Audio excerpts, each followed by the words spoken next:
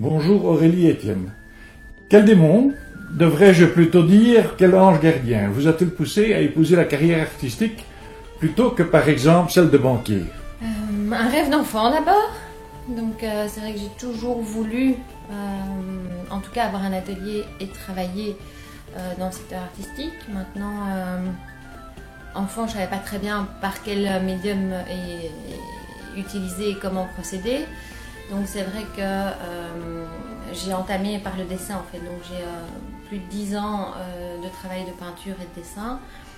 Et puis tout enfant, j'avais découvert le travail de la terre. Et quand j'ai eu 18-20 ans, je me suis dit mais finalement, est-ce que je ne reviendrai pas à la 3 dimensions plutôt qu'au papier ou à la toile?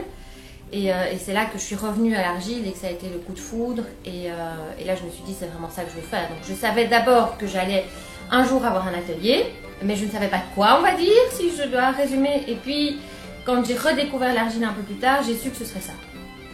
J'ai pas une technique qui est la mienne. J'aime bien en fonction. C'est un peu l'inverse en fait. Donc c'est pas la technique qui guide ma création, c'est ma création qui va du coup impliquer une technique. Donc certaines choses seront réalisées autour parce que ça nécessite ce moyen technique là. D'autres seront façonnées entièrement à la main parce que ça nécessite ça. Comme les finitions, l'argile est quelque chose de très très complexe et de très très vaste. Il y a, j'ai envie de dire, une infinité de finitions possibles. À nouveau, je ne vais pas dire que moi je cuis que des émaux, moi je ne fais que des enfumages ou que des racous.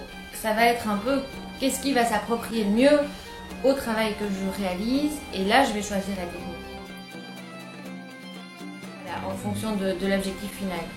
Donc c'est vraiment pas, la technique ne guide pas mon choix. Okay. Je suis très touche à tout, hein, donc voilà, je me braque pas dans un truc. J'aime bien m'ouvrir à plein de choses et donc j'aime bien expérimenter, tester, regarder et creuser peut-être quelque chose qui me parle plus pour tel projet, mais j'aime bien ne pas me dire je ne fais que ça. N'est-ce pas caractéristique à tous les artistes?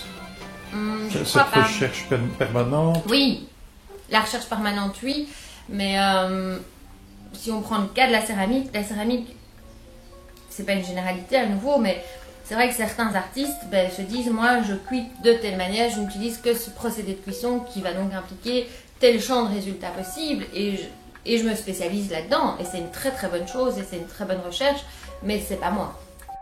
Quand la muse des beaux-arts vous chatouille, combien de temps reste-t-elle à vos côtés avant que vous la métamorphosiez en support matériel?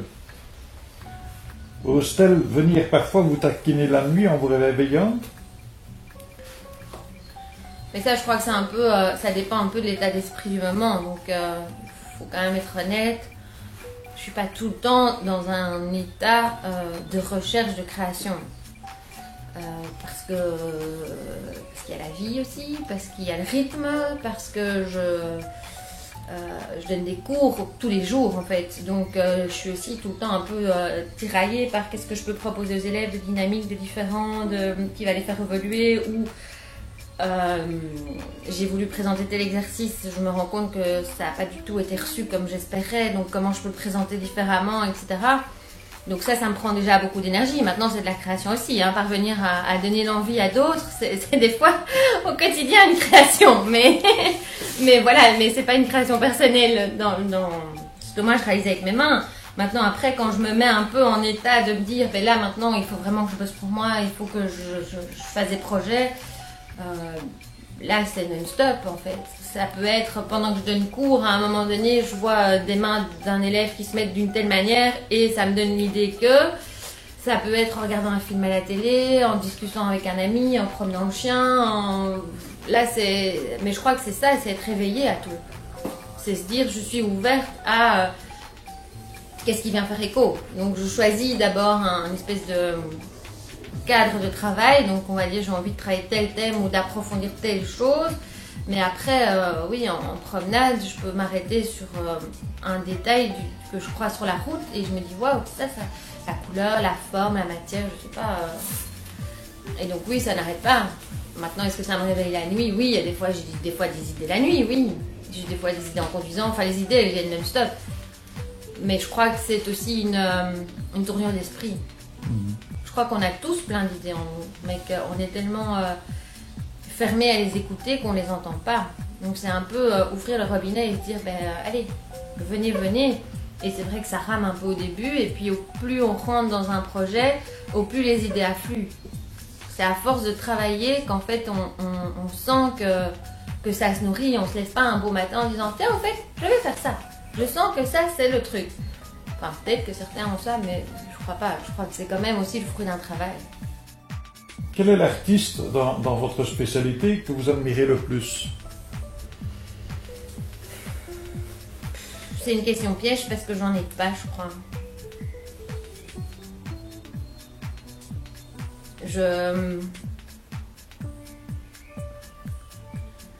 J'admire pas, en fait, enfin oui, j'admire leur travail parce qu'il y a des choses magnifiques qui se font en céramique mais c'est plein. Enfin, je veux dire, c'est des dizaines d'artistes et même avec les réseaux sociaux, tous les jours je découvre de nouvelles personnes qui font des choses qui me parlent, qui en tout cas font écho chez moi. Maintenant, voilà, je crois que si je dois être reconnaissante, c'est peut-être sur un de mes profs qui m'a en tout cas ouvert la porte au niveau de la céramique. En tout cas, mon professeur à l'académie qui m'a ouvert la porte du possible dans le fait de vivre de ça un jour. Donc c'est vrai que j'ai eu la chance d'avoir Yves Marien à l'école des arts de Braine-l'Alleud à l'époque. Et voilà, Yves m'a permis de me dire, mais j'ai toujours rêvé de vivre, d'avoir un atelier de vivre d'un médium artistique. Je ne savais pas très bien lequel. Et je crois que lui, ce que j'admire, c'est qu'il a su me faire croire que c'était l'heure du possible. Avez-vous déjà souvent exposé vos œuvres? Tout dépend ce qu'on appelle souvent. Donc, j'ai déjà fait quelques expositions et je dois bien reconnaître que donc on a ouvert l'atelier il y a bientôt 2 ans maintenant. Voilà, j'ai consacré beaucoup d'énergie à lancer parce que c'est quand même aussi mon gagne-pain, pardon. Donc c'est de ça que je vis et je n'aime pas faire des choses à moitié. Donc en général, quand je m'engage à faire quelque chose, je le fais un petit peu trop des fois, mais je suis à fond dedans. Du coup, oui, comme je l'expliquais tout à l'heure, je mets beaucoup d'énergie dans mes cours, j'essaye d'offrir quelque chose qui est à la hauteur, en tout cas, de ce que je définis en début d'année. Cette année-ci, j'ai un petit peu repris le travail, mais c'était vraiment par rapport à des commandes, donc je n'ai pas vraiment fait une recherche personnelle.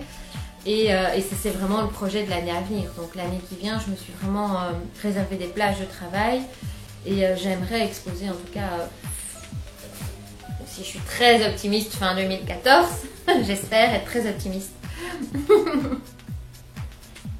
C'était la dernière question. Où pourrait-on les admirer dans un proche avenir? Vous y avez répondu, hein? Oui, j'espère.